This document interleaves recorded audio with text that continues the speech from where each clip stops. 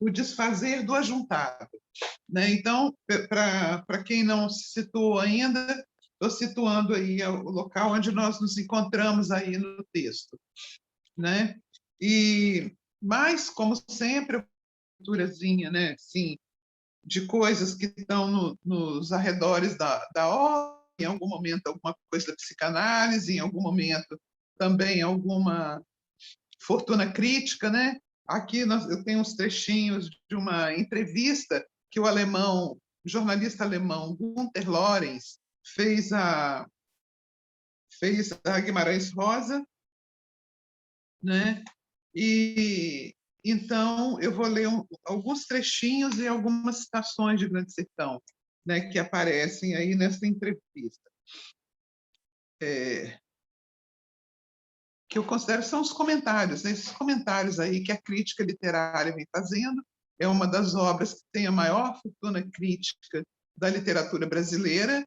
Então, a gente teria muita coisa, de muitos aspectos, né? Porque, como sempre eu digo para vocês, uma obra é lida com os referenciais do leitor, né? Então, cada leitor vai tirar da obra não somente aquilo, né? Um pouco daquilo que o escritor passou, que o artista passou na sua arte literária, mas também o leitor vai se encontrar aí na obra fazendo conexões aí dos significantes da obra com os próprios significantes do leitor, né? Então essa interação aí é muito interessante porque a gente lê com os referenciais que a gente porta, né? Então, se a gente está aqui lendo com um referencial da psicanálise, a gente vai encontrar muitas coisas aqui relativas ao nosso ofício, né?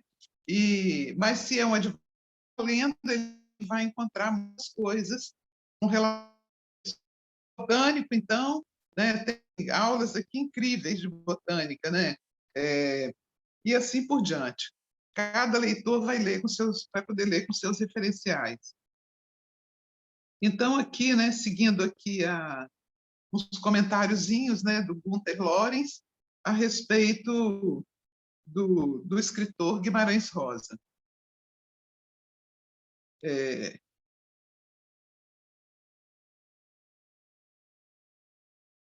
João Guimarães Rosa é um dos maiores escritores da literatura brasileira e certamente um dos mais importantes autores da língua portuguesa. Língua que soube, como nenhum outro escritor, reinventar, né? E é essa reinvenção que nos interessa, a nós, psicanalistas, ao pessoal da literatura, né? Que forma é essa de reinventar a linguagem? Que esse homem teve essa capacidade, esse artista, né? Guimarães Rosa, teve essa capacidade. Rosa aboliu as fronteiras entre a narrativa e a lírica, inserindo em sua prosa recursos de grande expressão poética. Tem momentos, então, da obra, né, que é pura poesia. Além de ter inovado as técnicas narrativas, o escritor foi um hábil em palavras, característica que está intrinsecamente relacionada com a sua escrita peculiar. É possível reconhecer imediatamente a crítica rosiana entre tantas outras, tamanha sua originalidade. Parece que isso, nessa coisa do estilo, né? A arte traz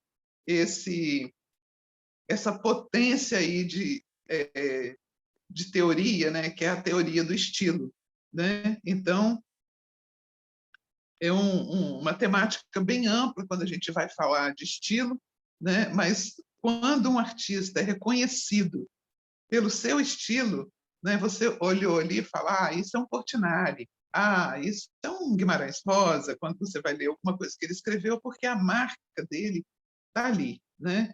E parece que ao longo da história de um artista, o que vai se depurando e o que vai aparecendo lá na frente é a singularidade, né? É justamente essa coisa do estilo que marca aquele artista.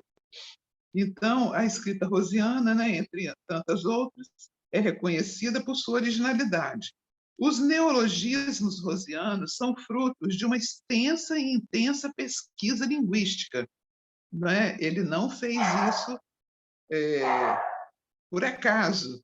Né? Ele pesquisou muito para escrever da forma como ele escreveu e se utilizar de uma linguagem, né, eventualmente inventada, mas em muitos momentos uma linguagem, embora inventada também, recolhida de outros idiomas, né, e de outras realidades. Né? O Brasil é muito grande, então nós temos os brasileirismos, os regionalismos, né? E aí então aparecendo aí muitos neologismos também. Os neologismos rosianos são frutos de uma extensa e intensa pesquisa linguística que culminou em uma linguagem que aproveitou ao máximo a coloquialidade da fala do homem sertanejo. Né? A gente, lendo, a gente tem a impressão que são sertanejos aí conversando, os diálogos, né? Mas a riqueza do que está contido aí nesses diálogos e nesse escrito é uma coisa impressionante. Aqui uma fala do próprio Guimarães Rosa, sendo entrevistado pelo Gunther Lorenz, então Guimarães dizendo: nós, os homens do sertão, somos fabulistas por natureza. Está no nosso sangue narrar histórias. Já no berço recebemos esse dom para toda a vida. Desde pequenos, estamos constantemente escutando as narrativas multicoloridas dos velhos, os contos e lendas, e também nos criamos em um mundo que às vezes pode se assemelhar a uma lenda cruel. Deste modo, a gente se habitua e narra histórias que correm por nossas veias e penetra em nosso corpo, em nossa alma, porque o sertão é a alma de seus homens. Eu trazia sempre os ouvidos atentos, escutava tudo o que podia e comecei a transformar em lenda o ambiente que me rodeava, porque este, em sua essência, era e continua sendo uma lenda. Então, tem muitas pequenas histórias aqui dentro do Grande Sertão Veredas que são histórias que são contadas, faladas de boca em boca, às vezes não estão nem escritas, né? Essa história da Maria Mutema, por exemplo, aquela parte, né, que ele conta a história da Maria Mutema, aquilo é um conto que é popularmente conhecido no interior do Brasil. Né? Eu me lembro de quando criança ter escutado essa história da Maria Mutema, né? Essa que matou o marido colocando chumbo derretido no ouvido dele enquanto ele dormia. Né? Então, tem muitos pequenos contos ali que são popularmente conhecidos e são divulgados também nessas regiões. Não sei se isso ainda se usa no interior, mas eu acho que não, porque tudo agora está tudo muito junto, né? O urbano e o rural estão muito misturados também, então a gente não tem muito mais aquele rural tão diferenciado, né? Das capitais ou das cidades grandes. E isso, inclusive, lembra também a Odisseia, né? Porque na Odisseia também o Odisseu, né, o Ulisses, ele vão aparecendo ali, né? Homero vai contando um monte de historinhas aí que vão emendando uma outra, e também são conhecidas popularmente. A gente, às vezes, muita gente não conhece a Odisseia, nunca leu o poema, né, a Odisseia de Homero, mas conhece várias histórias que estão contidas ali, porque ouviu quando era criança, ou mesmo publicado, às vezes, em contos populares, como sendo de conhecimento popular e tudo mais. Né? Aqui também no Rosa a gente encontra isso. Guimarães Rosa, assim como outros escritores da prosa regionalista, viu-se diante de um problema de difícil solução. Qual seria a linguagem mais adequada para narrar histórias do homem simples do interior do Brasil, esse homem rural ou sertanejo, como os homens retratados em suas obras, cuja realidade é muito diferente daquela vivida pelo homem das grandes metrópoles? Não é falante da língua culta. O homem simples do interior é falante de uma língua regional, e tal fato não poderia ser menosprezado por Guimarães Rosa, que, diante do impasse, recriou na literatura a fala do sertanejo, não apenas no plano do vocabulário, solução encontrada por seus pares para a dissolução do problema, mas no plano da sintaxe e da melodia da frase, né? Então, isso aí é muito bonito também na obra. Aí, aqui o Guimarães Rosa falando um pouquinho, né? Falando assim, o aspecto metafísico da língua que faz com que minha linguagem, antes de tudo, seja minha, meu lema é: a linguagem e a vida são uma coisa só. Olha que interessante. A linguagem e a vida são como uma coisa só. Quando a gente pensa também nas pulsionalidades, as pulsionalidades vinculadas à linguagem e à vida é tudo uma coisa só, né? Porque onde não tem vida, não tem linguagem, né? E onde não tem linguagem, provavelmente também não deve haver vida, né? De alguma forma, se a gente for pensar na coisa da pulsão, né, que seria o instinto representando, né, a operação, a coisa do sexual nos animais, seria da ordem do instinto, né, e o operador da sexualidade humana seria, então, a pulsão. Né? Então, pulsão e linguagem são indissociáveis. Né? Assim como ele está dizendo aqui, já que pulsão é vida, né? Vida é pulsão, vida é puro pulsional, né? Então, isso é literal Guimarães Rosa. Ele diz: a linguagem e a vida são uma coisa só. Né? Então, isso é bem freudiano, né? Se a gente for pensar pela via da pulsão. Né? Quem não fizer do idioma o espelho de sua personalidade não vive. E como a vida é uma corrente contínua, a linguagem também deve evoluir constantemente, né? Então, se a gente for pensar na coisa da palavra, né, que a palavra tem força, as religiões chamam sempre a atenção para o significante palavra, né? Palavra é vida, ou seja, linguagem é vida, vida é pulsão, linguagem e vida são indissociáveis.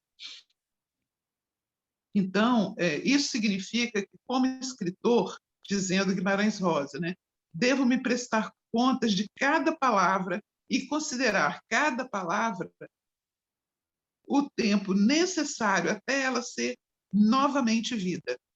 O idioma é a única porta para o infinito, mas, infelizmente, está oculto sob montanhas de cinzas.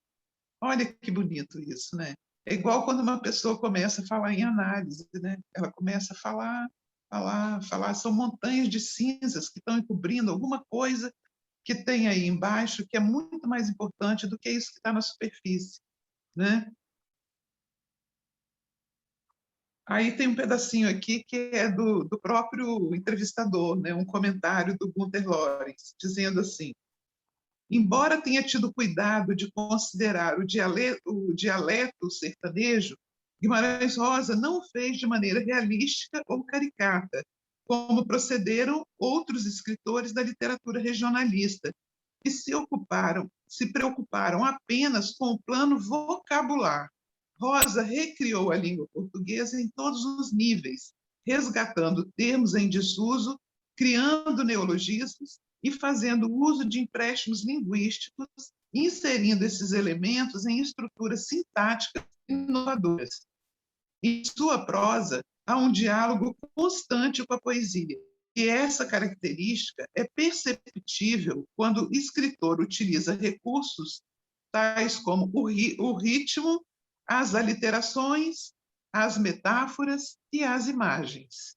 Né? Então, isso a gente vai o tempo inteiro ao longo da obra, né, se havendo com isso, se deparando com isso, com o ritmo, com as aliterações, com as metáforas e com as imagens, né, o cenário, que ele vai fazendo a descrição do cenário de uma forma assim muito muito rica, né, e muito quase que visual, né? A gente quase que está vendo aquilo ali que ele está trazendo. Aí tem uma citaçãozinha aqui do Grande Sertão.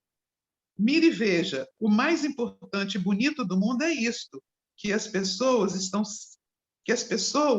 não estão sempre iguais, ainda não foram terminadas, mas que elas vão sempre mudando, afinam ou desafinam verdade maior, é o que a vida me ensinou, né? Que as pessoas não estão sempre, nunca foram terminadas, né? Ou seja, nós todos ainda estamos em construção o tempo inteiro. Enquanto houver vida, a gente pode estar se renovando, se reinventando, se reconstruindo, né? Então, as pessoas não estão sempre iguais, ainda não foram terminadas, porque enquanto elas não estão terminadas, não estão prontas, né? Elas vão mudando, vão se metamorfoseando, não é isso? Aí vem o Gunther, ele diz assim: engana-se, entretanto, quem acredita que Guimarães Rosa tenha limitado sua prosa ao regionalismo. O escritor sempre foi a de criar tipos, embora inseridos em um contexto tipicamente brasileiro. Esse contexto, contudo, não foi elemento limitador, pois Rosa fez do sertão o mundo, transpondo com maestria os limites do espaço regional. Em Grande Sertão Veredas, sua obra-prima, temas como o bem e o mal, o amor, a violência, Deus e o diabo, a traição, entre outros de cunho filosófico, realizam plenamente o intento do escritor de fazer de sua narrativa uma narrativa universal, em que todos os homens do mundo pudessem se reconhecer. Ou seja, o que está explicitado aí na obra é a condição humana, né? É isso. Então vamos agora pegar o texto mesmo, propriamente dito, né? Nós estamos aí, como eu falei, primeiro quero dar as boas-vindas a todos vocês que estão aí, né? E dizer que é uma alegria para mim estar aqui fazendo essa leitura para vocês, compartilhando com vocês a paixão que eu tenho, em primeiro lugar, pela literatura, e agora essa paixão também, né, que já é antiga, com essa obra magnífica, né, que é a Grande Sertão Veredas. Então, vamos aí. Ai, gente, eu esqueci de trazer água. Só um minutinho que eu vou pegar um copo aqui, tá?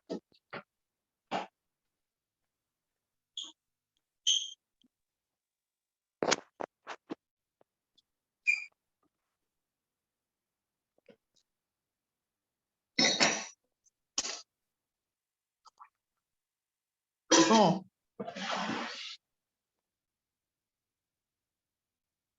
então nós estamos aí na página, aqui na minha edição, a página 293, tá?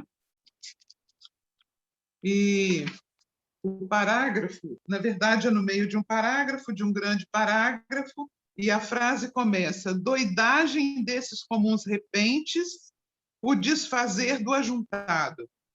A firmeza, meus filhos. Né? Então,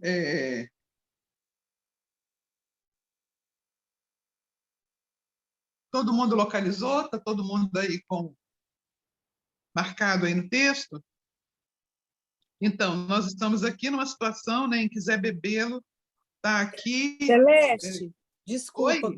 qual que é o número do parágrafo? Porque a minha edição é diferente demais. Olha só, é o parágrafo 724, só que, na verdade, é o 723, mas é no final do 723.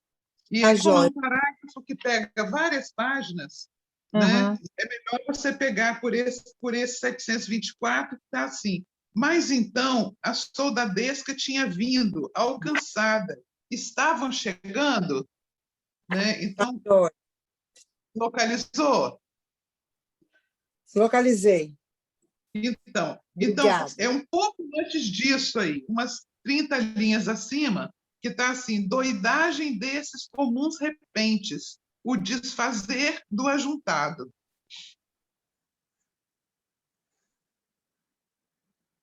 Ok? Ou seja, é o final, assim, quase o final do parágrafo 723. Né? Então, vou lendo aqui. A firmeza, meus filhos, fôlego e paciência a gente sempre tem. É só requerer e repuxar, mais um dedo e outro dedo dobrado. Zé Bebelo media os modos de valer. Assim sendo, agora só o remedeio com as esperanças extraordinárias. Há um jeito de se escapar dali. a gente a salvos? Zé Bebelo era a única possibilidade para isso. Como Constante pensava e repensava, cobrava. E eu criei Zé Bebelo, que gostava sempre de deixar primeiro tudo piorar bem no complicado.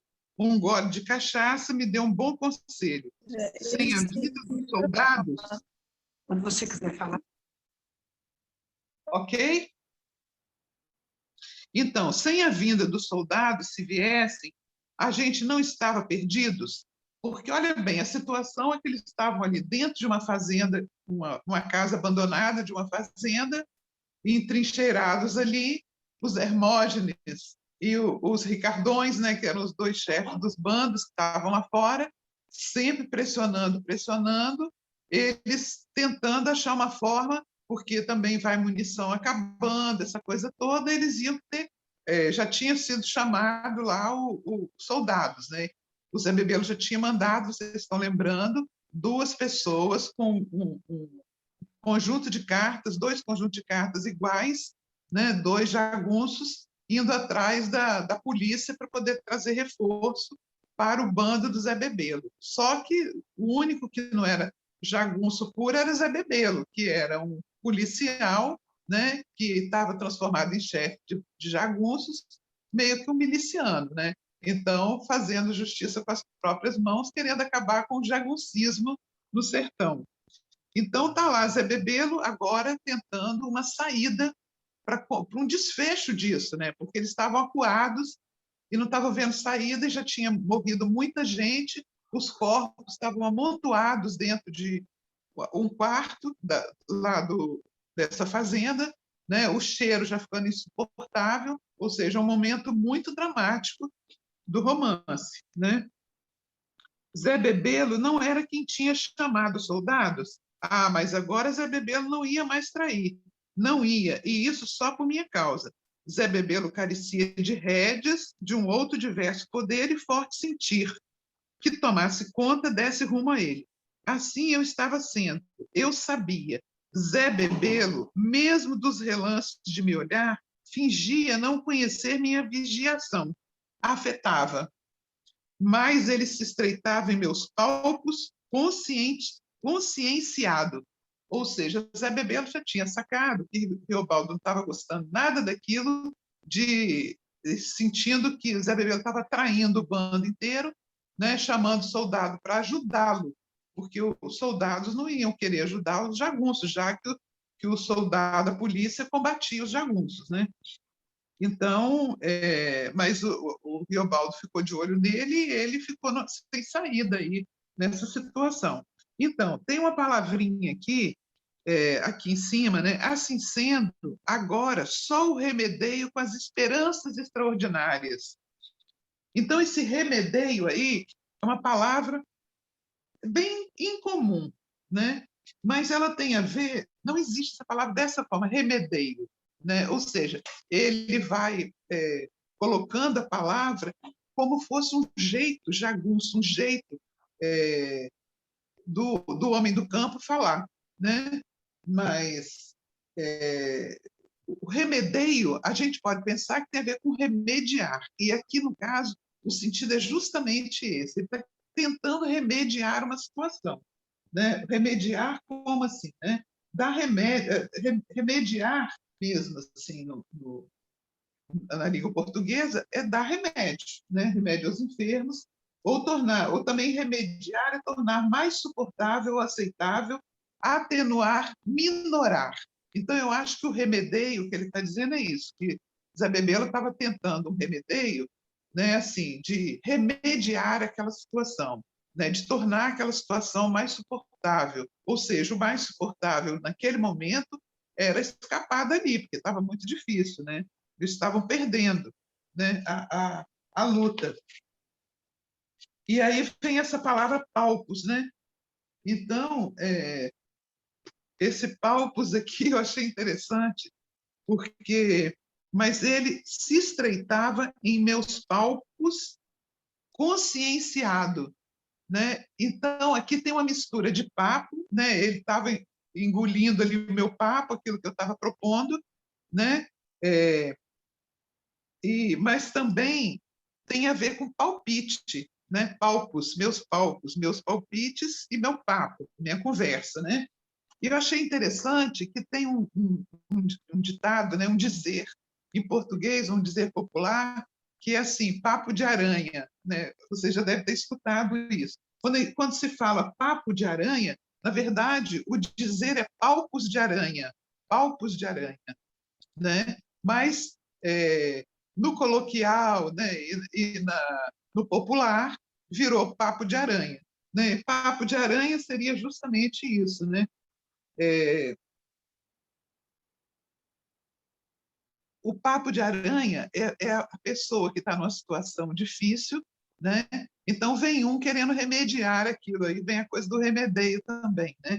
Então, numa tentativa de resolver uma situação difícil, uma situação que está premida pela urgência, né? Então, o que Riobaldo estava passando para Zé Bebelo era justamente isso, esses palpos, né? Era dando palpites, mas que pudesse proteger o grupo todo, né? E conscienciado, ou seja, uma coisa de consciência, né? Que ele pudesse conscientizar o Zé Bebelo de que aquilo que ele estava pretendendo a priori fazer era uma traição, né? Então que ele deveria repensar aquilo ali, né? É interessante que a gente vai lendo e quando a gente vai se detendo assim nessa invenção linguística do Guimarães Rosa, a gente vai ficando impressionado com a riqueza que é isso, né, gente? É impressionante. Mas também no Ruais, no dicionário Ruais, a gente tem para palpos, a gente tem um vocabulário zoológico, né? Mas por que eu estou trazendo também esse segundo sentido? Porque é daí que vem o palpo de aranha, né? Papo de aranha, né? Papo de conversa fiada, o papo de alguém que está querendo resolver uma situação difícil, né? Então, as aranhas, os aracnídeos, de uma maneira geral, eles têm um apêndice segmentado nas maxilas ou no lábio também, e alguns insetos também, né? As abelhas, lacraias, escorpiões, aranhas, todos têm esse palpo, essa coisa que está aí na região da boca, né? Na região dos lábios ou na região do maxilar, dos insetos, né? Então, por isso daí, não é à toa, né, que o papo de aranha vem do palpo da aranha, que a aranha tem um órgão chamado palpo, né?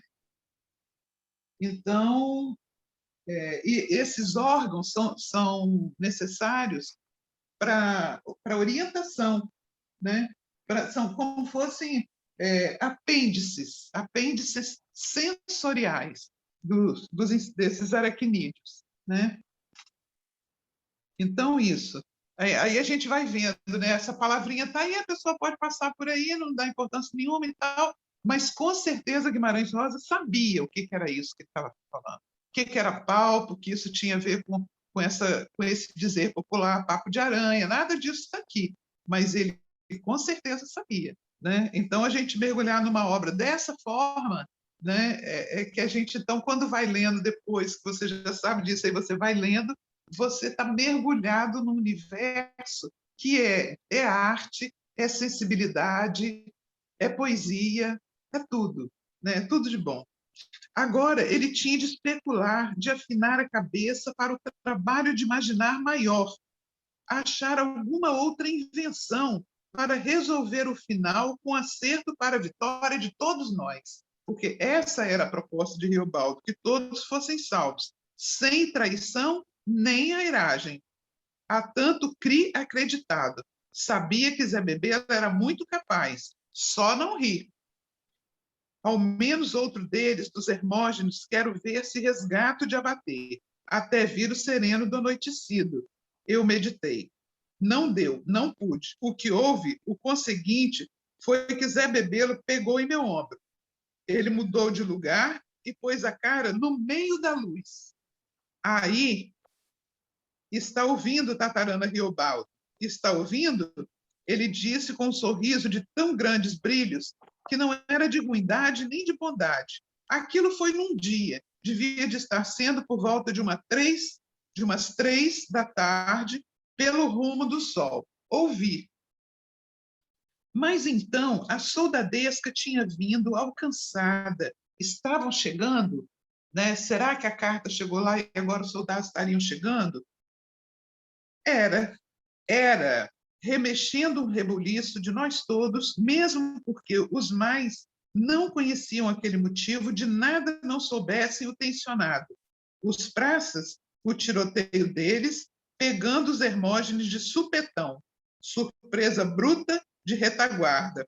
Os tiros que eram a bala, bala, bala, bala, bala, bala, a bala, bah, desfechavam com metralhadora. Então, ele faz essa onomatopeia aí com a palavra bala, né? Bala que atira, né? E faz isso aí, bala, bala, bala, bala, bala, bala, desfechavam com metralhadoras.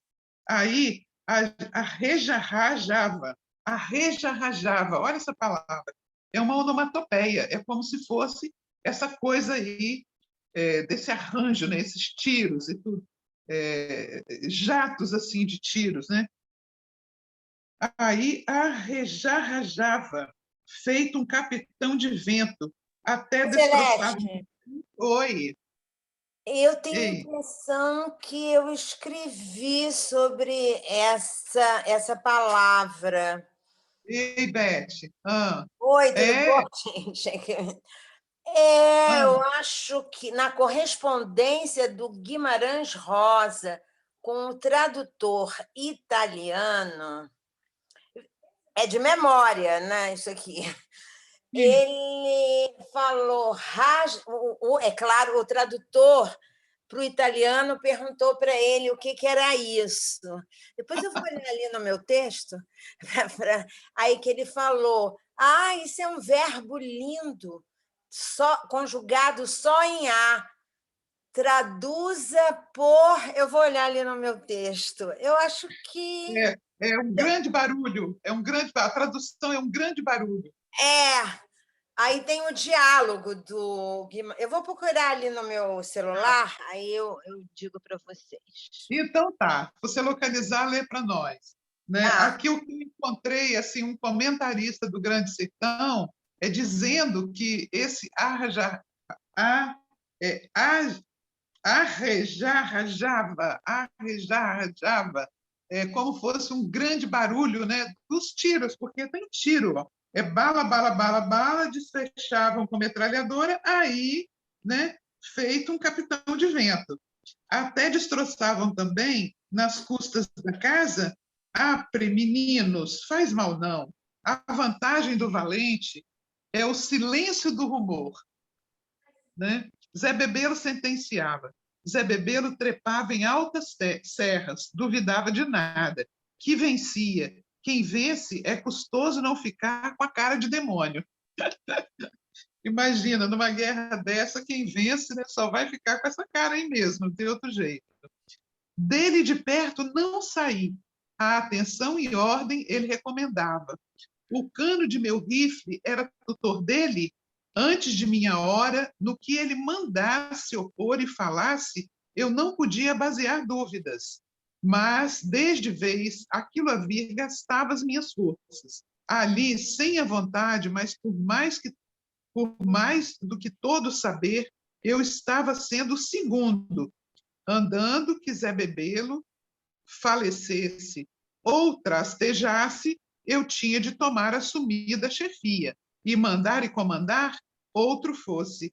Eu não, Jesus e guia. É baixo, os homens não iam me obedecer. Nem de me entender eles não eram capazes. Capaz de me entender, de me obedecer, nos casos, só mesmo Zé Bebelo. A jus pensei, Zé Bebelo somente, era que podia ser meu segundo. Estúrdio isso, nem eu não sabendo bem porquê, mas era preciso. Olha como ele fica, né, nessa dúvida cruel, né? Se ele quer ser o chefe ou se ele não quer, ou se ele pode, se ele deve, se ele deseja, mas ele, ao mesmo tempo, ele fala: afasta de mim esse cálice, eu não quero.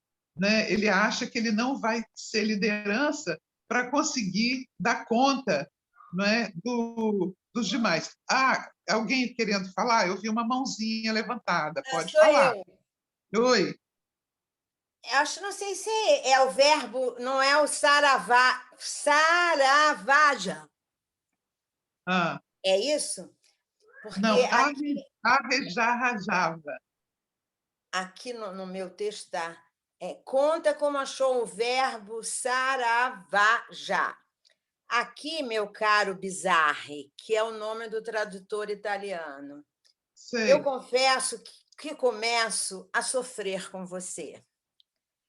Você sabe, eu escutei mesmo no sertão essa prodigiosa história contada mesmo pelo velho Camilo. Naturalmente, alterei coisas. Mas o verbo sarajava, eu ouvi, e o contador não soube me explicar o que é. Verbo só em AA, belíssimo. Irradiava como que transfigurado. O francês traduziu Gagné in splendeur peu commune. Meu francês não anda bom. Acrescentado a mão na margem. É uma coisa misteriosa que não podemos racionalizar. É o tabor do boi? Sua teofania traduzir mais ou menos como irradiava luminoso em rajas. É isso. Uhum, A minha aham. memória indicou. É sobre essa palavra que você está falando? Não, a palavra é outra, mas eu acho que tem a ver, porque essa coisa da Saravaja, né, a Hum, gente também não lembra, tipo, uma saraivada, né, que tem a ver com tiroteio também, né? hum, Me ocorreu isso assim na escuta, Beth, na escuta veio assim, né? Essa é. Saravaja ou Saravaja, né? Saravaja tem a ver com saraivada, Saravaja. Saravajar, ou Saravaja. seja, É porque é um verbo que diz Saravaida. que só se conjuga em A. É lindo. Uhum, legal, bacana. Obrigada, Beth. Então, Zé Bebelo somente era que podia ser o meu segundo. Estúrdio isso, estúrdio, vocês lembram, né? Uma palavra que está toda hora, ela aparece aqui na obra, né? Esquisito, estranho, diferente, né? Excêntrico, né? Então, estúrdio isso. Nem eu não sabendo bem por quê, mas era preciso. Era eu o motivo não sabendo. Se fiz de saber, foi pior. O que é que uma pessoa é, assim, por detrás dos buracos dos ouvidos e dos olhos? Olha que interessante isso, gente. O que é que uma pessoa é, assim, por detrás dos buracos dos ouvidos e dos olhos? Ou seja, o que é que uma pessoa é, né? O que cada um é, né?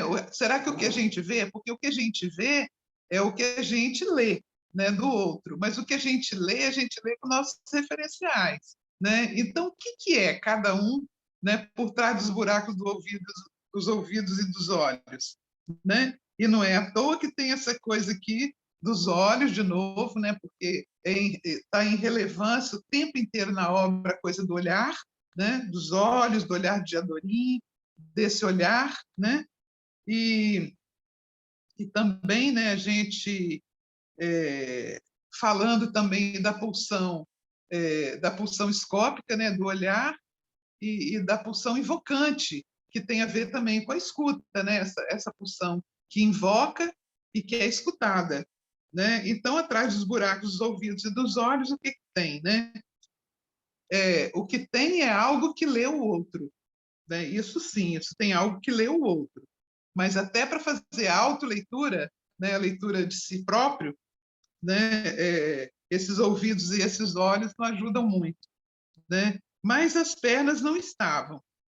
Ah, fiquei de angústias. O medo resiste por si, em muitas formas. Só o que restava para me espiritar, era eu ser tudo o que fosse para eu no tempo daquelas horas. Meu rifle, as coisas que eu tinha de ensinar à minha inteligência. Agora, o que era que se esperava? Só Zé Bebelo de certo podia responder, mas ele não dava senha de mudança, onde o normal. Aí já se via o dia, quase enfim, com as cores do sol. Voavam uns guaches. Dos soldados e dos judas, quase que não se ouvia em pipoco de arma. só os tiros salteados a cá e lá, como se escasso quisessem brigas. A gente sobressosa. Nesse sentido de onça, traiçoeiros todos, astúcias que, manobrando em esconso, deviam de estar para trás e para os lados, pelo jeito melhor de pegar o encoberto dos lugares, querendo enrolar os outros, para o remote de dar bote. Para o remate de dar bote, ou seja, para no final dar o bote, né? E aí tem essa palavrinha aqui, ó, sobressosa, sobressosa, né? A palavra sobressosa, todos esses adjetivos, né? Sobressosa não, de sossobro? Pois é, então, eu pensei em sossobro, né? Pensei nisso, mas aqui está dizendo assim, todos esses adjetivos formados pelo sufixo osa, sobressosa, sobressosa, né? Artimanhosa, terrivorosa, tigrosa, né? São coisas que trazem uma sensação de ameaça, né? Ou de temor, medo, receio, né? E a palavra sobroço tem a ver com isso, com sensação de ameaça, temor, medo, né? Ou seja, falar sem sobroço seria falar sem medo, né? Então, uma fala sobroçosa é uma fala medrosa, né? Então, e aí o esconso tem... Eu não sei como é que eu faço para falar sem te interromper. No outro Pode falar dia eu cismei com essa palavra. Eu falei para um amigo meu. Aí eu fui olhar, né? E, na verdade, o único sentido, que é aquilo que eu tinha que sossobrar, no sentido metafórico, é Sim. perturbar-se. Eu encontrei isso. Uhum. Porque sossobrar é quando, por exemplo, um navio sossobra, ele vai a pique, não é isso? É uma coisa de uma desistência, metaforicamente. Acho que sim. Como Pois essa é, palavra mas veio, aí eu é fui atrás dela. sossobrar. Eu pensei em sossobrar, mas é sobroço. Ave Sobroço. Maria. Soletra aí. B-R-O? BROSSA. SSO. Sobroço. Ah, é Sobroço. outra coisa. Ele trabalha com as fonéticas. Teresita, acorde aí, Teresita, você que é a nossa emissária aí do Sobroso como, espanhol. sim, sobroso como medo, pavor. Uhum. Tem a ver no espanhol isso? Em espanhol, não. Não? Como trágico, talvez. Como um sobroso de um medo muito pavoroso, sobroso. Uhum. Acho que é isso. Celeste, Sim? eu achei aqui, vocês falando disso, né? Eu achei aqui uma dissertação lá do Pará de um rapaz falando sobre a tradução do Guimarães Rosa para línguas espanholas, né? Espanhol. E ele coloca esse sobroço como um neologismo mesmo, né? E esse neologismo foi traduzido lá para o espanhol da Espanha e da Argentina como recelosa. Não sei falar. Como? Recelosa. Recelosa, Foi mas traduzido. não é recelosa. Recelosa é como uma pessoa com ciúme. Ah, é? Ele colocou assim. Recelosa. Ele diz que seria um neologismo mesmo, né? Então ele coloca sobroçosa, aí nas duas, no espanhol, da Espanha e da Argentina, Recelosa, recelosa. Recelosa. É. Recelosa. Recelosa, eu não sei falar. Gente recelosa nesse ensino. E ele Recelosa. traz uma lista por ordem alfabética aqui de todas essas palavras de neologismo. É interessante, eu vou até mandar esse link depois. Interessante se você pudesse enviar também, Adriana, que legal. Ah, sim, eu vou ver se eu consigo fazer isso aqui, recuperar aqui. Senão, Não. vocês falando, eu dei um Google aqui rapidinho e Tá. deu essa tese, chama Do Sertão ao Sertão, tradução emancipadora e análise de neologismos de Grande Sertão Veredas nas traduções para o espanhol. Bacana. Ó, Terezinha, isso aí interessa muito para você, hein? É uma Né? tese de doutorado de 2018, da Universidade Federal. Manda para mim, Adriana. Manda para Tá. mim. Eu vou Eu te mandar. agradeço. Eu te agradeço, Adriana. Obrigada. Então, então, gente sobressosa nesse ensino de onça, traiçoeiros todos, né? Você vê que está nesse campo aí da briga, né? Então, astúcias que manobrando em esconso, ou seja, astúcias que manobrando em esconderijo, né? O esconso é o esconderijo, deviam de estar, né? Então, para trás e para os lados, pelo jeito melhor de pegarem o coberto dos lugares, querendo enrolar os outros para o remate de dar bote. Soldado pede cautela, e o dobro soldo. Acho que disse. Aquela era a ocasião mais arriscada. Ao que jagunço é isto, o senhor põe a letreiro, ao encosto no rifle e a preparo nas patronas. E isso era o que bastava. Nenhum dos companheiros estava desinquieto, nem ralava a apreensão. Nenhum conversava precisando de saber a maneira de se escapulir vivos dali, da fazenda dos tucanos. Ou seja, eles estavam ali entrincheirados nessa fazenda dos tucanos e provavelmente isso já tinha no inconsciente coletivo, né? Já estava rolando aí, né? Lembrando um pouco Jung aqui, contrariando Freud com essa questão, com essa coisa do inconsciente coletivo, mas parece que já tinha batido para todos que eles tinham que se mandar dali, porque não tinha condição de permanecer naquela situação, né? Então, nenhuma conversa precisando saber a maneira de se escapulir vivos dali da fazenda dos tucanos. Nenhum conversava. Então, quer dizer, provavelmente todos pensavam, mas não se falava nisso, né? Com a chegada da soldadesca, o que parecia moagem era para eles festa. Assim, uns gritaram feito araras machas. Gente, feito meninos. Disso eu fiz um pensamento, que eu era muito diverso deles todos, que sim. Então, eu não era jagunço completo. Estava ali no meio executando um erro. Tudo receei. Eles não pensavam. Zé Bebê a regra do prático. E eu vi a morte com muitas caras. Sozinho estive, o senhor saiba. Mas nisso, conforme acontecido exato, uma coisa muito inesperada se deu. Da banda do mato, de repente, por cima das moitas de lobo-lobo, alguém levantou um pano branco na ponta de uma vara. Olha bem, eles aí na janela, observando lá fora, tentando segurar esses inimigos. Os soldados já estavam lá guerreando com os Hermógenes, né? E, de repente, eles veem, vindo no meio de uma moita, um rifle com um pano branco na ponta, ou seja, pedindo paz, queria conversar em paz, né?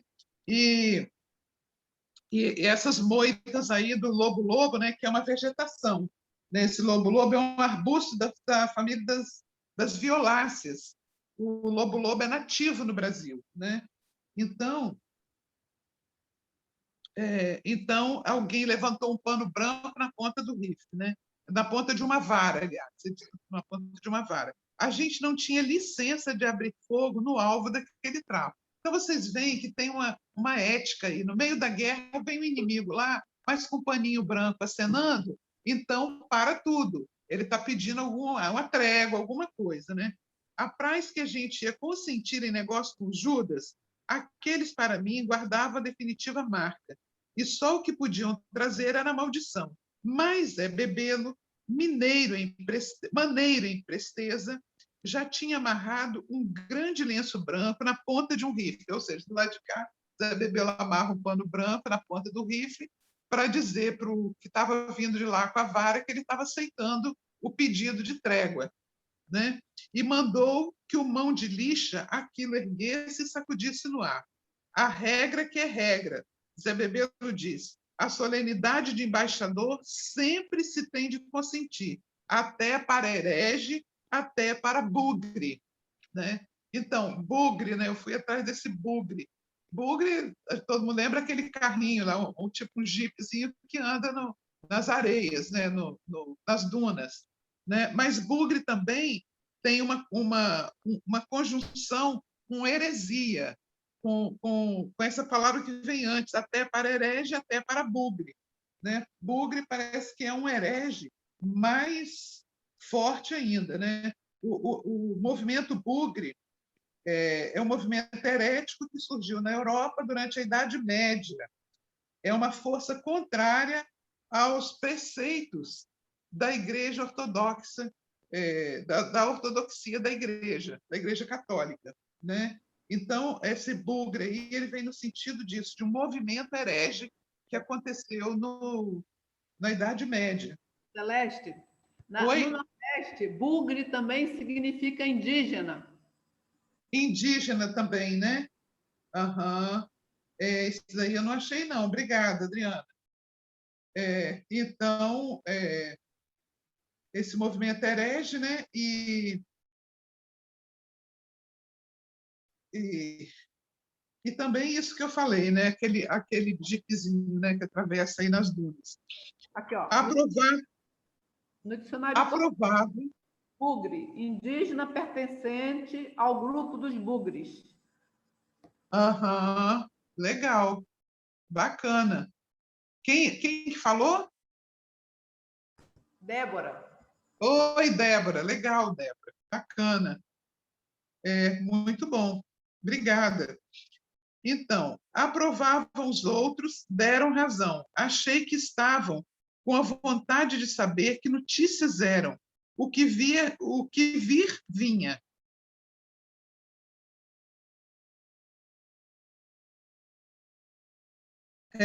Mas olha só, né? Vamos voltar ali para a gente pensar junto, né? Essa palavra herege e bugre.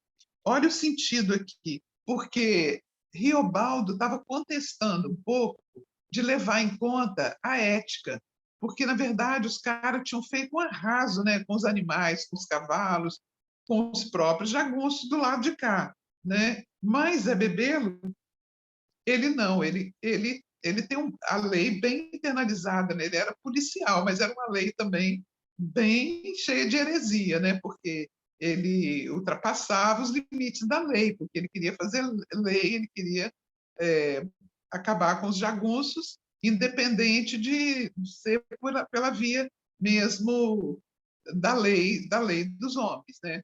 Da lei mesmo aprovada pela área jurídica, digamos assim, né? Então, o Zé Bebelo falou isso, né?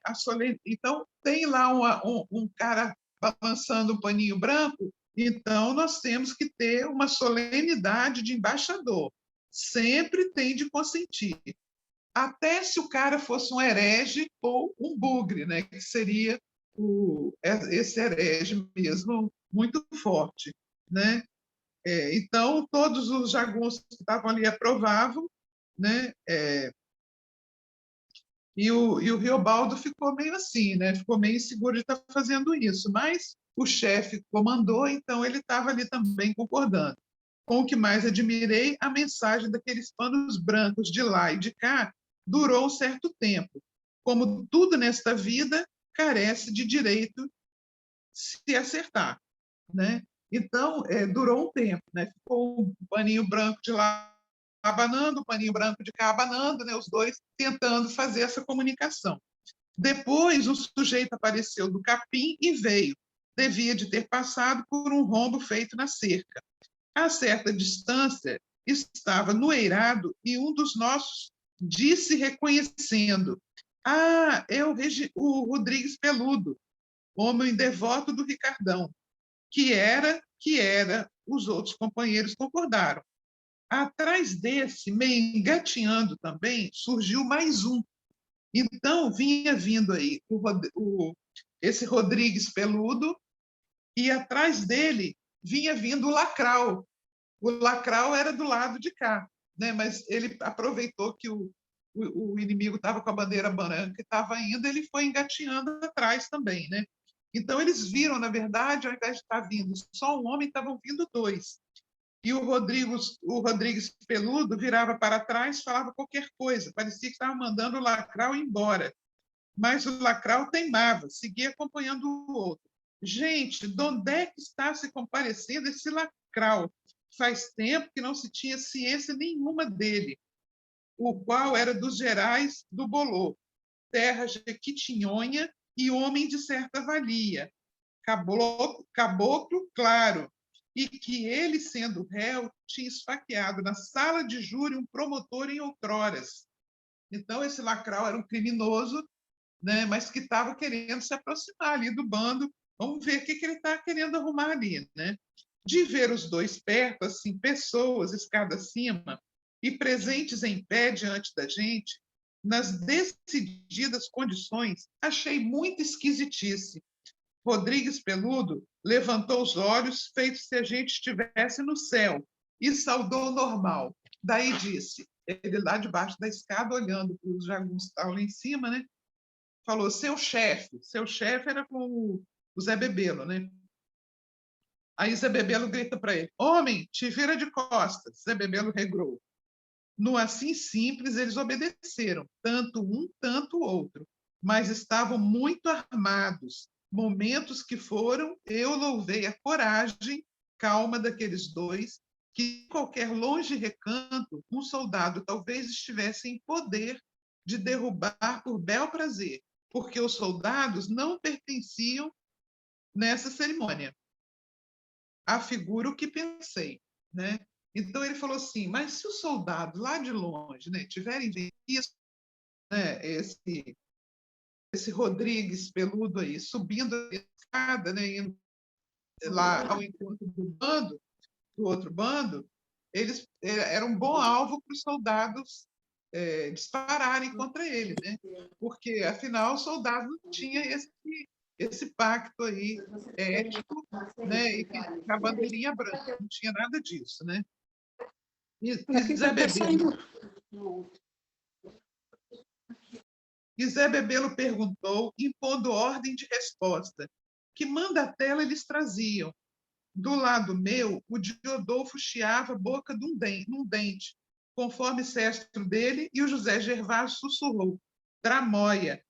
Mas Zé Bebelo regia tudo, mão em revólver. Um homem falar seu recado, de costas, no meio dos contrários, na boca de tantas armas. O senhor já presenciou essa circunstância? Assim o Rodrigues Peludo deu conta, sem rasgo de temor na voz. Ele estava na mira da arma do inimigo, né?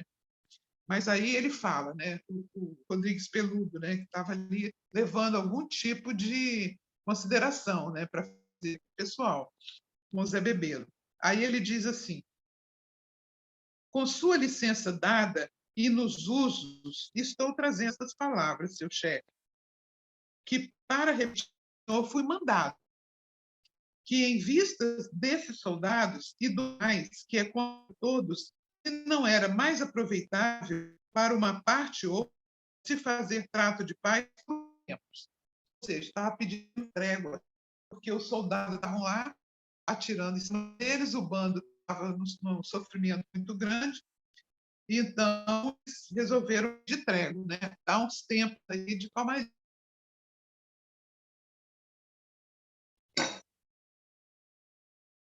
E por essa oferta é que venho por ordem, que se serve, ou valor tenho dito, pergunta fácil. E se o senhor há de estar ou não de acordo, me dando a resposta que queira dar para eu levar para os meus chefes.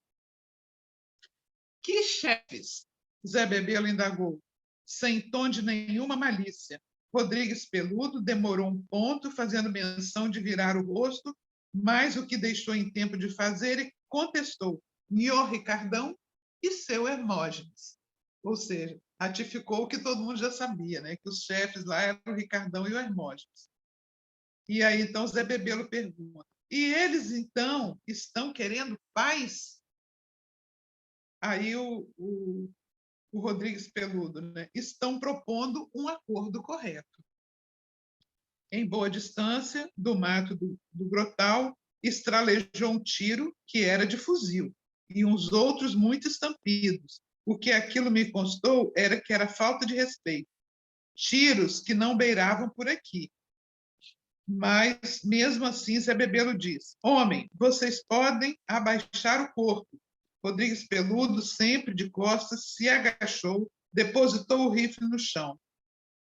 Lacral, meio ajoelhado, ficou. Agora eles estavam entre trincheiras. Agora, a roda nossa, ajuntando os muitos companheiros brabos, com a bafagem da boa cachaça. O Marruasque representou o dedo, o sino Salomão no peito, no rumo do coração. O preto Mangaba, que mudando de estar, esbarrou em mim. Do que me lembro, sei, porque doeu em meu braço. O Diodolfo cuspiu forte, soluçou dos estômagos. E o Fafafá repontante. Em paz, quem é que devolve vida em nossos cavalos? Aí o moçambicão atrás de mim me ressoprou como um boi reconhecendo minhas costas. Mas minha mão por si pegou a mão de Diadorim. Eu nem virei a cara. Aquela mão é que merecia todo entendimento. Mão assim, apartada de tudo, nela um suave de ser, era que me pertencia, um calor, a coisa macia somente. São as palavras, mas aí espiei para Diodorim, né? Então, olha como que é interessante, né? Aquele momento ali crítico, né? Se dava trégua ou não dava trégua, se aceitava o pedido do bando inimigo e tal, né? E aí, então, no meio dessa tensão ali, aquele Rodrigues Peludo ali, debaixo da mira do revólver de todo mundo, o Lacral ali também ainda querendo adentrar a casa, mas ainda pelo lado de fora, né, pedindo arrego aí também, mas ele não era inimigo, ele era aí que estava escolhendo para que lado que ele ia lutar, o Lacral, né? E aí, então, Riobaldo, no seu contar, resgata uma suavidade, que é o contar sobre Diadorim, né? O toque, a mão, né? Essa coisa. E aí ele pergunta, né? O que faz, então, isso que é tão difícil, tão duro, tão árido, né? Essa guerra, de repente, a gente pensar numa coisa mais leve, mais suave, mais tranquila. E ele pergunta, são as palavras? Né? Então, eu acho que isso cabe a uma reflexão, né? uma reflexão de todos. Né?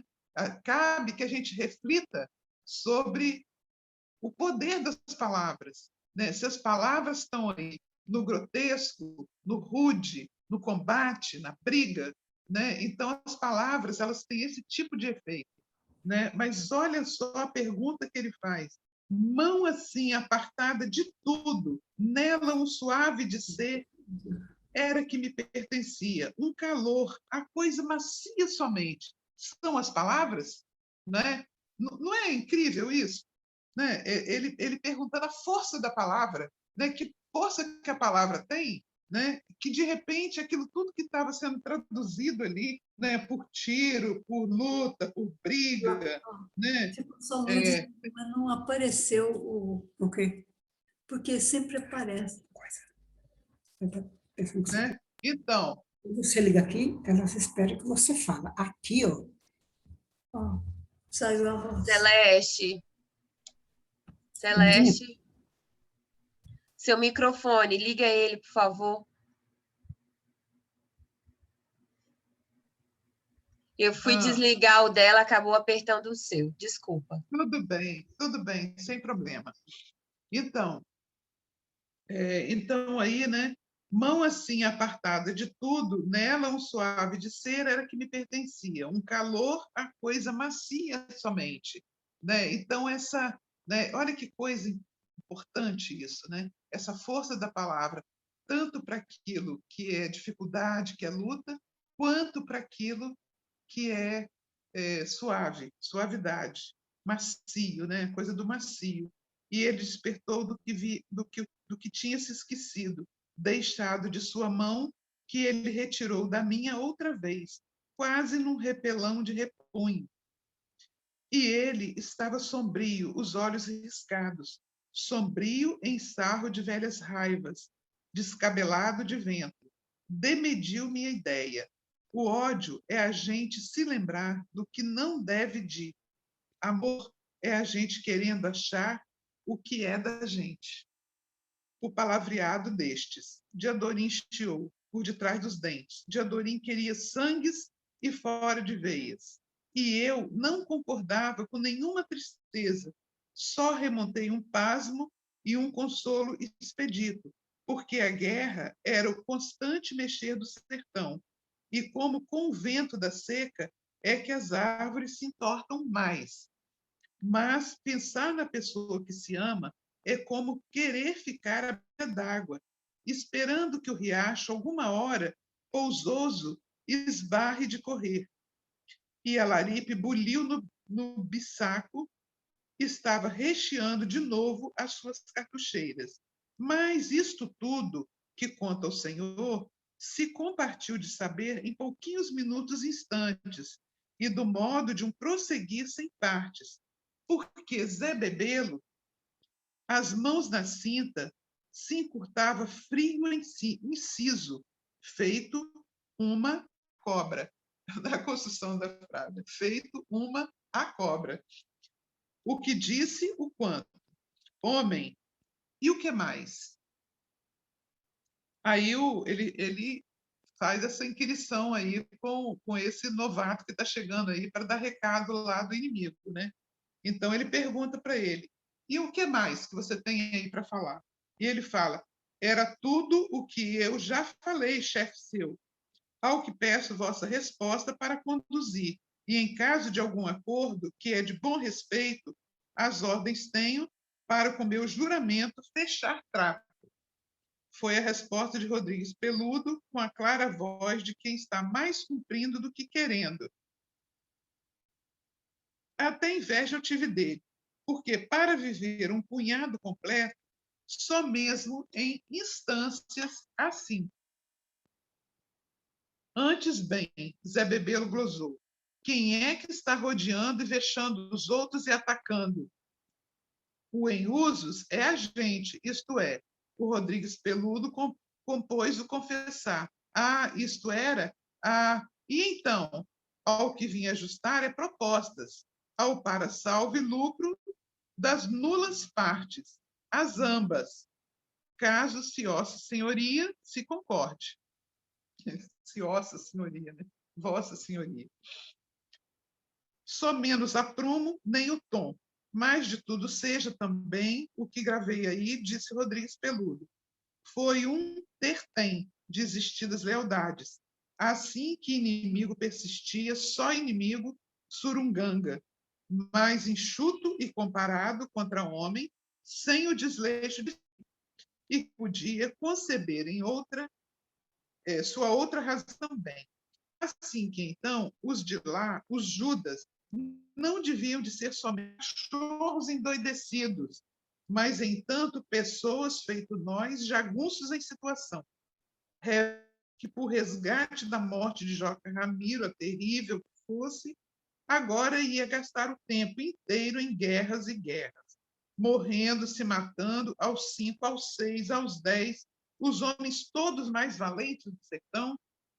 Uma poeira dessa dúvida empurrou minha ideia, como a areia que a mais fininha há, que é que o rio Urucuia rola dentro de suas largas águas, quando as chuvaradas do inverno.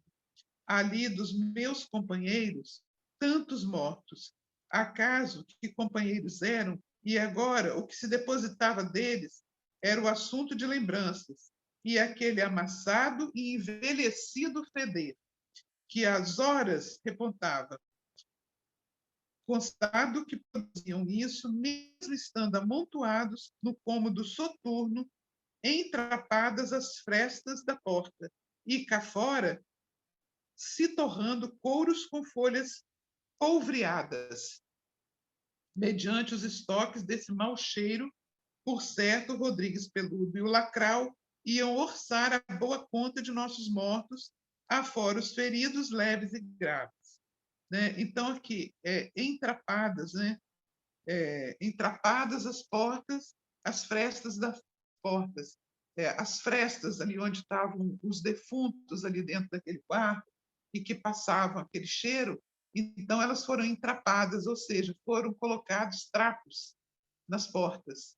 Né? Então, é uma palavra que existe, está no dicionário, entrapadas, ou seja, frestas entrapadas, ou seja, frestas fechadas por trapos, né? Trapos de tecido, trapos de alguma coisa. Então, mas Zé Bebelo antes teve de mandar chamar Marcelino Pampa, João Conclis e muitos diversos outros, e o apinho e apessoar nosso, ombros em ombros, aprazava efeito de bando significado numeroso. Com os vivos é que a gente esconde os mortos. Aqueles mortos, o Jorge, entortado prestes, com pedaços de sangue pendurados do nariz e dos ouvidos, o Acrísio repousado numa agência quieta, que ele não havia de ir em vida, o Quimpidão, por pôr miúdo de honesto, que nunca nem tinha enxergado o trem de ferro, volta e outra a perguntar como seria. E Evaristo Caetité, com os altos olhos afirmados, esse sempre sido prazenteiro no meio de todos. Tudo por culpa de quem?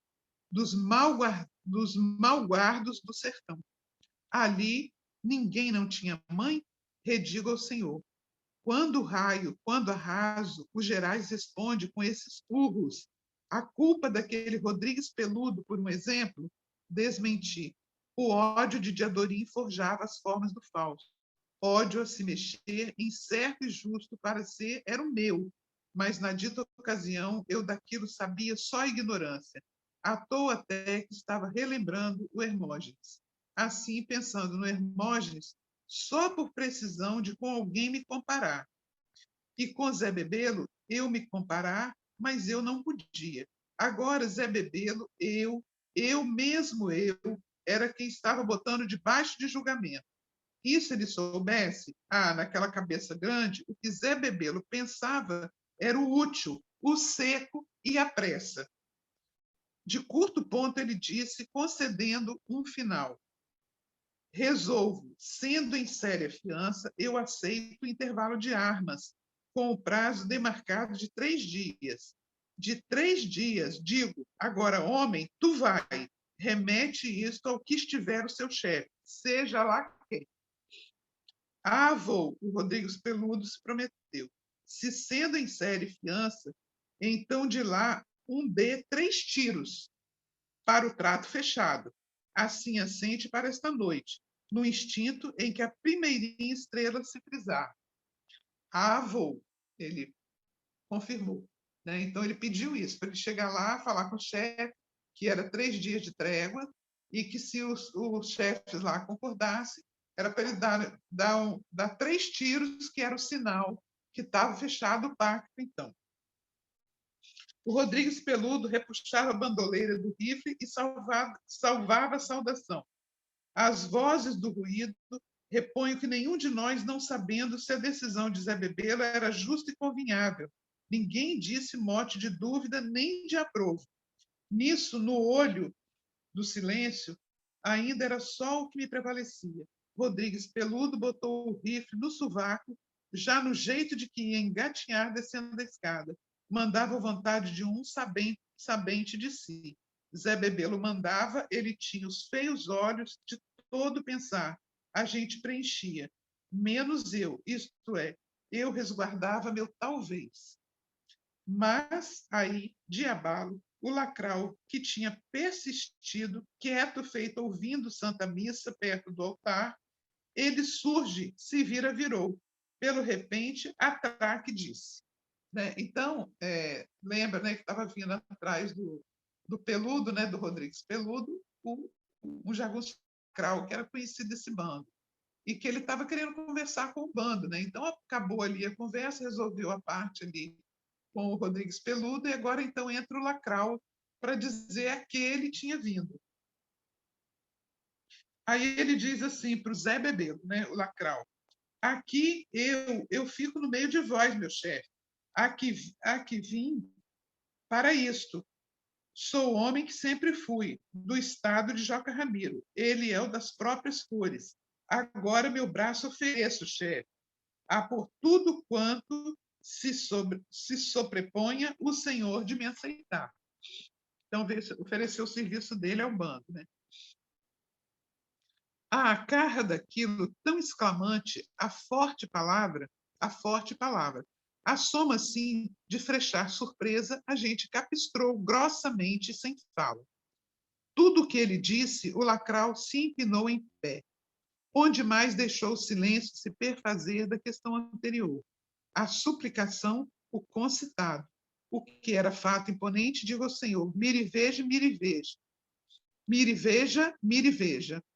Ânimo nos ânimos, a quanto, semelhavelmente, esse Lacral não se comportava sem consciência sisuda, no amor mais à mão, para se segurar com trincheiras, mas, assim mesmo, a gente em aperto de cerco, ele tinha querido vir para sócio. Alguém ficou como pasmado. Zé Bebelo não. Zé Bebelo, então, responde, né, para a pergunta do Lacral: aqui me praz que te aceito, rapaz. Zé Bebelo deferiu: a guerra tem dessas coisas. Contar é que não é plausível, mas mente pouco quem a verdade toda diz. Traz isso, Rodrigues Peludo esbarrou um instante, mas endurecendo a cabeça para não se virar para espiar para o Lacral. Entanto que o Lacral, meio mostrando o rifle, pronunciou: estou na regra, tio Mano, que na regra estou como senhor de minhas ações, contra quem eu seja, e a carabina, porque sempre minha de posse, arma que de patrão não ganhei. Estou inteiro. Ninguém respondeu palavra, sendo que o Rodrigues Peludo deixou de contravir e, puxando pelo sair assim, escorregou adiante o corpo, se foi. Então, lá se foi o Rodrigues Peludo, dá o recado para o bando lá do Hermógenes, e aí, então, fica aí o Lacral aceito, né? Aceito aí pelo Zé Bebelo, o chefe. Numa roda mostra, se esperou, até que de lá, da dobrada de uma ladeirinha, os 3 tiros eles deram, somando o aprovado. A tanto, 3mente também se respondeu desfechando. Aí, para a gente, Zé Bebelo diz: sou lá o maluco? Aqueles outros não têm a constância de observar, não merecem a palavra dada. O que fiz foi encaminhar o que vamos pôr em obra, e aceitei nossa vitória. Então, gente, vou ficando por aqui, tá? E a gente vai, então, retomar na próxima segunda-feira, nesse parágrafo 761, que começa com: seja ou não se aquele negócio entendessem os companheiros aprovavam, até de Adorim. Tá? Então, nós estamos aqui nesse parágrafo, que na minha edição aqui é a página 300. Tá? Então, estamos aqui na página 300, né? E vamos retomar daqui. Tá? Na próxima. Alguém quer falar alguma coisa, fechar algum assunto?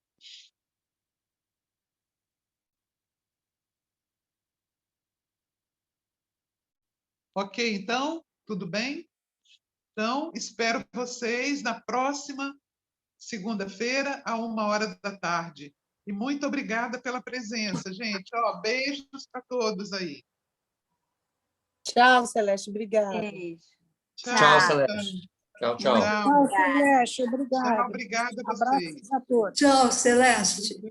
Tchau, Celeste. Tchau, Celeste, obrigada. Tchau.